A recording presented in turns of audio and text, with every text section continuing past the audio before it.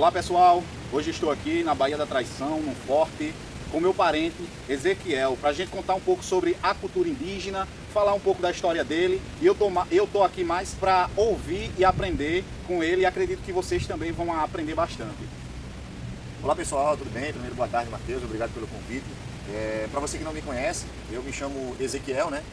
Sou professor da língua tupi, daqui da aldeia Potiguara, da reserva Potiguara da aldeia São Miguel. Meu nome em tupi é Caberecoara, significa o guardião das abelhas, aquele que guarda as abelhas, que protegem, né? E no mais, estamos aqui. Para quem não sabe, esse cachimbo é meu. Eu fiz a apresentação dele na escola e eu tenho ele desde 2017. Às vezes a gente acha que conhece os outros profundamente, mas não conhece. Tem muita coisa minha que vocês não conhecem e eu também não vou dizer.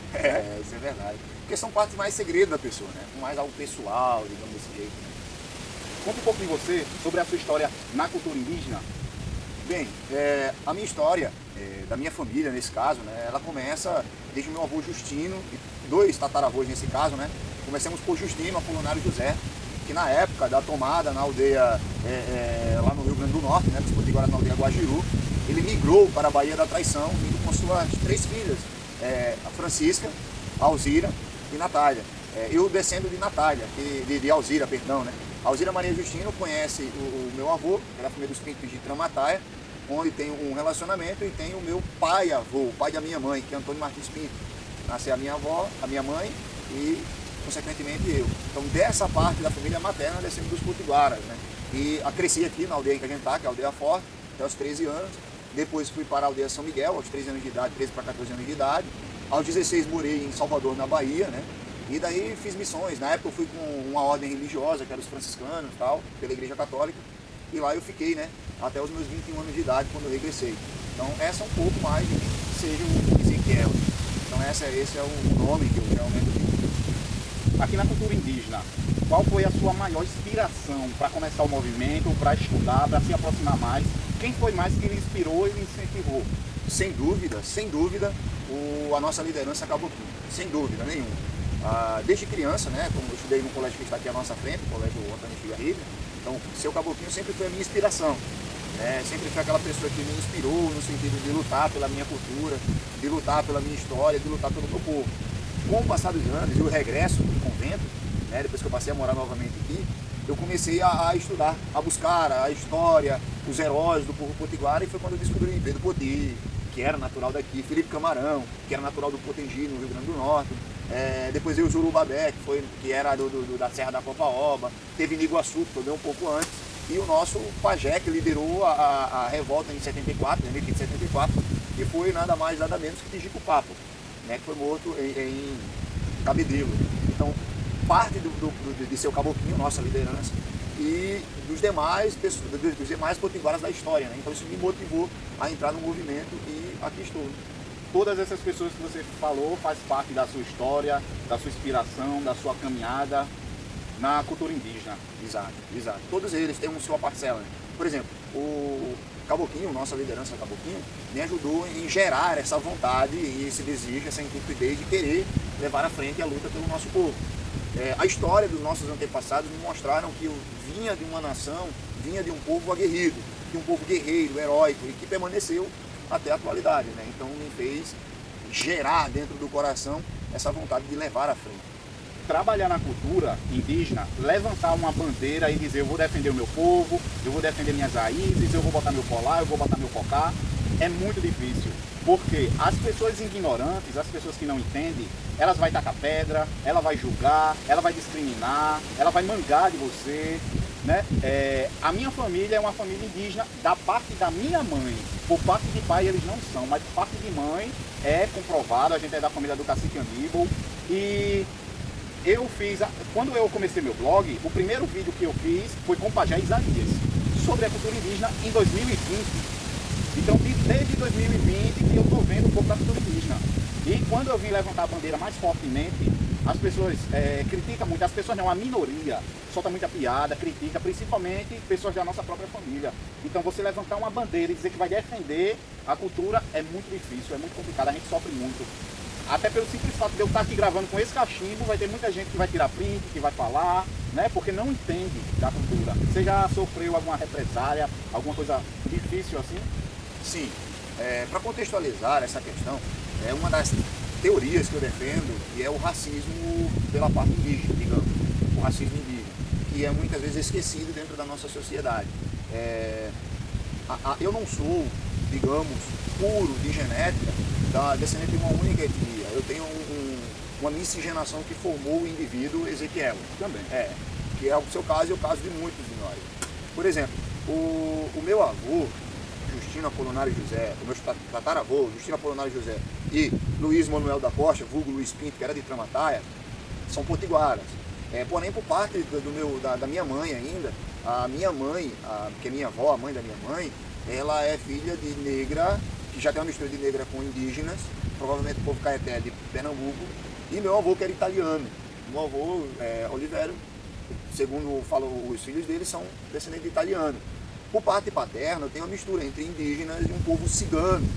Então você vê, quando meu pai e minha mãe ali se unem para me gerar, de alguma forma já passam para mim uma carga genética miscigenada.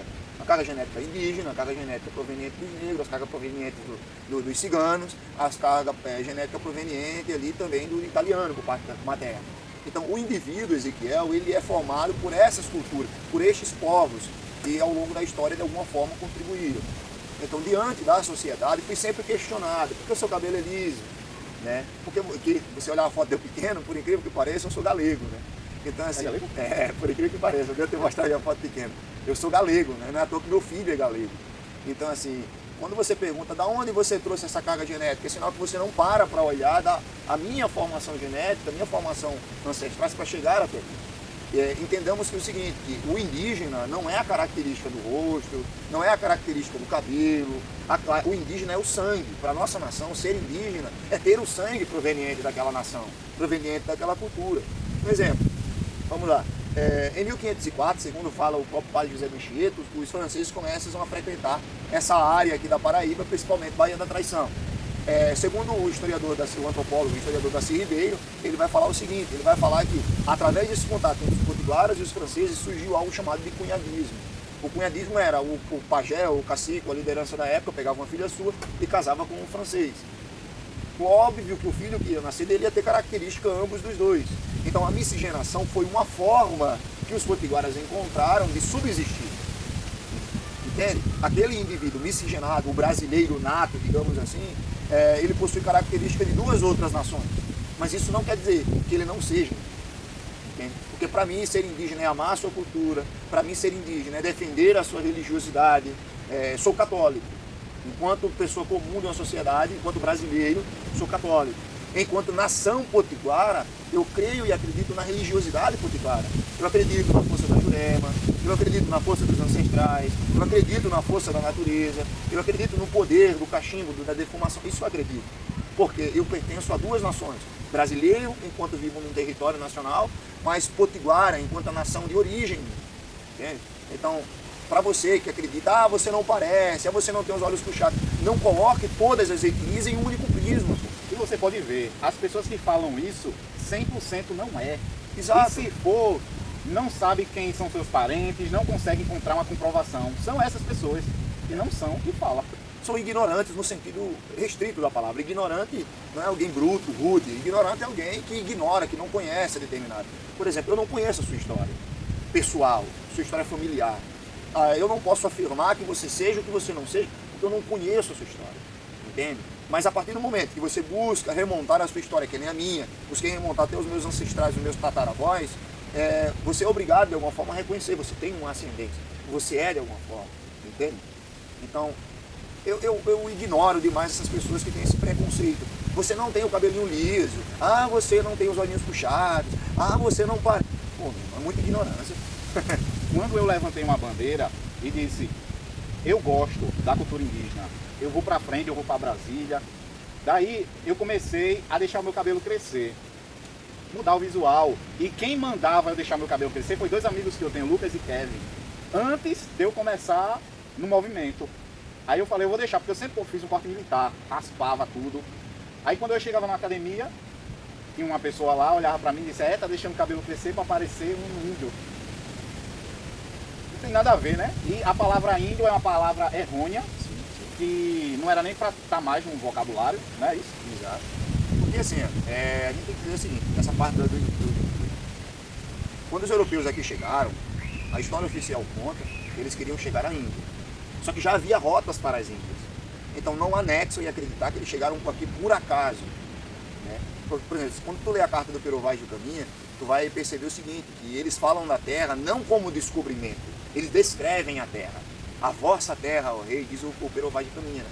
Então você percebe que na carta já havia uma conotação de que conheceram a terra anterior.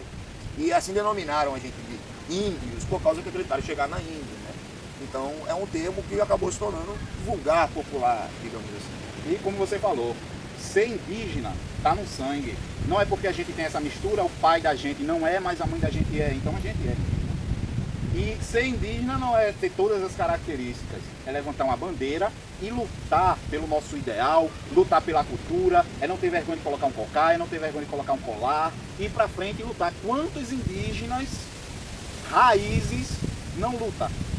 Né? Então você ser um indígena não é isso que as pessoas ignorantes falam. E essas pessoas ignorantes que falam são pessoas que não têm conhecimento. Né? Que não